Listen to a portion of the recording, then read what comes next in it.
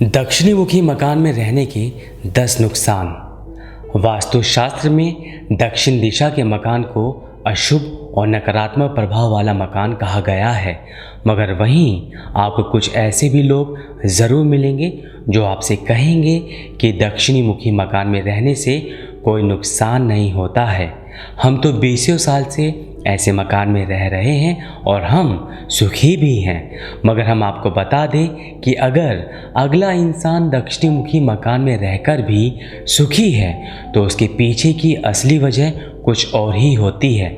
जी हाँ, हो सकता है कि उसके घर के आसपास कोई नीम का पेड़ हो या कोई और कारण भी हो सकता है, जिसके चलते उस समय तो दोष दूर होता है, मगर यकीन मानिए ऐसा भी कई बार देखा गया है कि ऐसे मकान में 20 से 25 साल रहने के बावजूद मकान ने धोखा दे दिया है।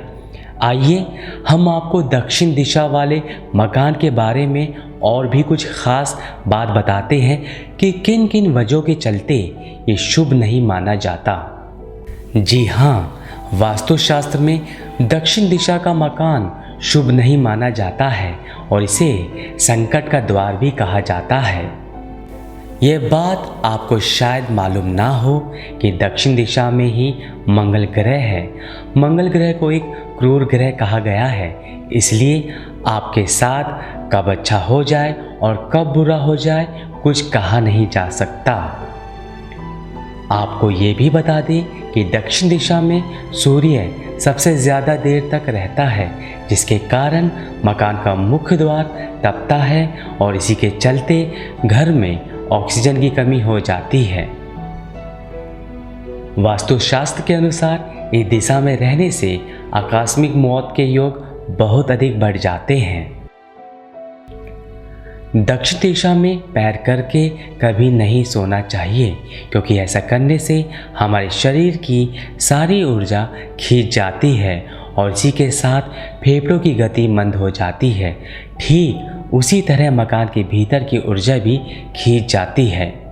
यदि आपका घर दक्षिणी मुखी होने की वजह से दूषित है तो गृह स्वामी को हमेशा कष्ट घेरे रहेगा और इसके साथ ही दुर्घटना होने की संभावनाएं बढ़ जाती हैं। आपको बता दें कि दक्षिण दिशा में यम और यमदूतों का निवास होता है।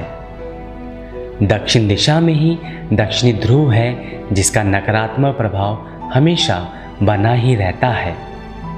इसी के साथ इस दिशा में रहने से रक्तचाप, रक्त विकार, कुष्ठ रोग, बवासीर, चेचक जैसी बीमारियां होने की आशंकाएं बढ़ जाती हैं। दक्षिण दिशा से ही अल्ट्रावायलेट किरणें निकलती हैं, जिनका प्रभाव ज़्यादा रहता है और जो कि सेहत के लिए ठीक नहीं होती है।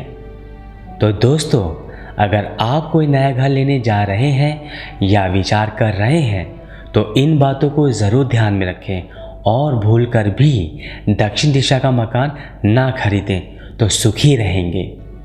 इसी के साथ दोस्तों, आपको हमारा वीडियो कैसा लगा हमें कमेंट बॉक्स में ज़रूर बताएं और वीडियो को लाइक और चैनल को सब्सक्राइब करना बिल्कुल ना भूलें।